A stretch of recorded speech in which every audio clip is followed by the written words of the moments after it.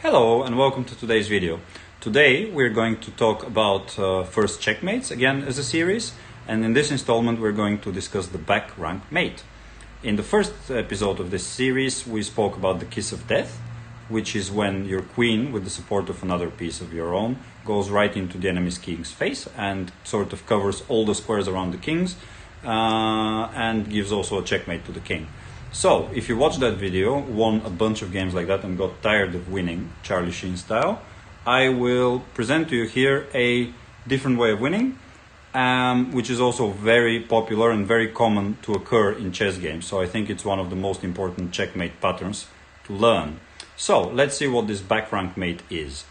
First of all, back ranks are the 8th rank and the 1st rank. And they're called back ranks because there is nothing above or below them. There is no 9th rank, there is no 0th rank. So when the king is on that rank, it cannot move further back, which allows a piece that can move horizontally, such as a rook or a queen, to give a back rank mate. In this position, the rook that's currently on e5, if it's white's turn to play, can go on e8 and deliver a check. As we mentioned, there is no 9th rank, so the king cannot go further back and escape. It cannot stay on the 8th rank, because the rook is a piece that covers all the squares when it's on a certain rank. And it cannot go forward because of its own pawns. This is the key to the back rank mate, that you cannot go forward because your own pawns are preventing you to do that. So in this position, this is checkmate and white wins the game. If it was black's turn, let's say that was the starting position and now it's black's turn, they might want to try and give a back rank mate by moving to d1, again giving a check. But here, white has been precautious enough to move the pawn from g2 forward to g3. So now that white king can escape forward, so this is not a checkmate, it is just a check that you have to deal with it by moving forward. So this is the key to back rank mates, that your king cannot move forward. Now, as I mentioned, the queen is the other piece that can deliver such a mate, because again it can move horizontally. On top of what the rook can do, the queen can also move diagonally. So in this position, which looks quite complicated and it's not immediately clear who would win it, if it was white pieces, actually you can win the game. So if you just learned what a back rank mate is, pause the video for a sec and try and find how you win in one move. Alright, so if you saw the move queen from h5 to e8, congratulations, you've learned about back rank checkmate.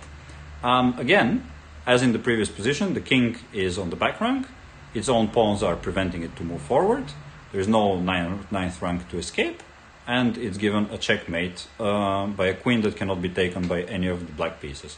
So the game sort of ends here. Notice, compared to the previous position, that we didn't even need 3 pawns, but only 2 pawns in order to execute this checkmate, because the king is not just on the back rank, but it's also in the corner, so it's even more restricted in its movements, and that's why even 2 pawns are enough, as long as the king is also on the side and on the back rank. And that's pretty much everything from a theory point on the back rank checkmate. I want to round off this video with a couple of examples that will resemble more real games. So in this position we're sort of towards the end of the game and it looks quite equal. Both sides have the same amount of rooks and the same amount of pawns, and it is black to move. The only thing that black really doesn't have yet that white does is development on the rook that's currently on f8. Meaning that it is not doing that much, being blocked by its own pawn. If we compare it to these 2 rooks, they're already out in the free, and that's where you want your rooks to be. Rooks hate being trapped because the value of the rook is in its long range of how it can move all over the board. So, black might think that it's a good idea to move the rook from f8 to b8, doubling the rooks on the same b rank, one being on b7, the other one being on the b8, and you really want to do that in chess. You want to double your rooks on an open file. Open meaning there is no other pawns and pieces on it, especially pawns, in order for them to become like a very strong battery that works together, because they protect each other since they can move towards each other, and you can really use this tactical weapon to infiltrate the enemy territory. One rook coming down to the opponent's half, the other rook supporting it. However, in this position, whilst that's like strategically a good move, tactically it loses, because that rook here, whilst it was looking like it's not doing anything, was actually protecting the king. So now we have a checkmate, which is a back rank checkmate, in 2 moves. Again, I'll pause the video, and if you're a bit more advanced in chess, take a second to try and solve how we have a checkmate in 2. Alright, so if you saw rook to e8 as a first move, congratulations, your instincts, killer instincts of an attacker are correct.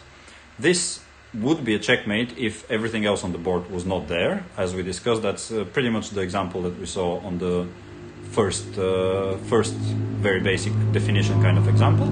Here, the difference is that black can actually protect the checkmate by using their rook to take. But, however, nevertheless, we have one more rook. So, we take again on e8, and this time there is no one to save black. So black had 1 defender, but white had 2 attackers, and that's all you need for a back rank checkmate. It doesn't matter how many defenders your opponent has, as long as you have 1 more, because you can force the exchanging of pieces, because they have to take. They cannot do anything with the king. The king is still trapped, so they have to keep taking. So sometimes it would be 2 attackers against 1, like in this example. Other times it might be even 3 attackers against 2, if you think of involving the queens in a position like that. As we mentioned, queens are also pieces that can be used for this type of attack. So that really reminds me of Zap Brannigan, which shows me how old I am. In Futurama, the TV show, Zap Brannigan won a battle by sacrificing all his men against the killbot robots until they reached their killing counter limit. So they kind of exploded because they couldn't kill anymore. So you should think like that. No sentimentality towards your own pieces. Sacrifice everyone and everything, as long as you're sure that you're going to come out on top and win the game. Right. Final example, and sorry if that sounded a bit brutal. Let's have a look at this position. Here we have again the same amount of pawns, rooks and queens on the board, but white can win this position. It can win the game, or it can win a lot, which later could lead into winning the game. So again, I invite you to pause the video, take a little bit longer, because this is a bit more complicated, and come up with a good move for white, and then we're going to comment and discuss.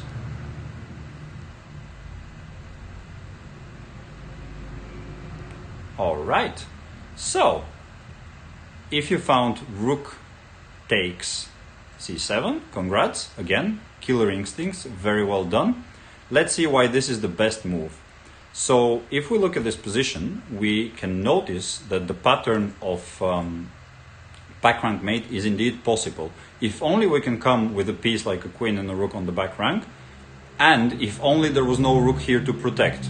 At the moment, this queen could go indeed to d8, but it will simply be taken. So that is not good enough, because you don't want to give your queen without a good reason. So that doesn't work. We need to think, how can we distract this rook from the last rank? So the correct move to win the game is rook takes on c7. There are a couple of options here. 3, I would say, important options to discuss. First, if they just take back, then you've managed to successfully distract that rook from being on the back rank. So even though a rook was lost for a rook, now we can win the game on the spot with a nice back rank checkmate, since there is no defender of the square where the queen just did go, and earlier there was one in this situation. So taking, probably your opponent might spot that, even though when I lose rooks I get angry and want to reclaim them. But nevertheless, let's imagine for a second that they don't take and lose in one move. They might see that your queen is undefended and actually attacked by their queen. So they might take your queen. Now, losing your queen is not really good, but here this rook can continue demolishing and bulldozing its way towards the enemy's king, so it can take the other rook as well, and this time give a nice back rank checkmate. Of course, you can prolong it if you're black by one move going back with your queen, but nevertheless the rook will be able to handle that and end up with a checkmate. So basically, taking either the rook or the queen is not good for black. So their best move is actually to just give up, like kind of move to the side and just admit that they just lost the rook. And then now it's white's turn again. And in this position you've just won a rook, so you should be able to make strong progress in this game and win it. Of course, you're not going to win in a couple of moves, but having an extra rook and being so close to the endgame should be enough to win the game. So that brings me to the final point I want to make, which is that oftentimes you won't be able to execute a back rank mate, but having the sheer threat of it will cause the enemy pieces to be tied down to the last rank, so they won't be able to do their jobs properly, and they won't be able to attack you because they need to stay in defense. In this case, they will lose the rook on c7 because taking it back or taking something else does not deal with the multiple threats you have to do a back rank mate, namely queen coming here and now also rook coming here. So have this in mind, make these threats in order to win somewhere else on the board. This will be my advice. Hope you enjoyed the video.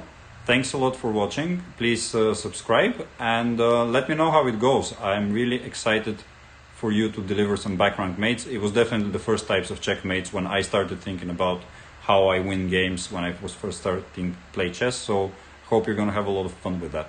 Thanks guys. Bye.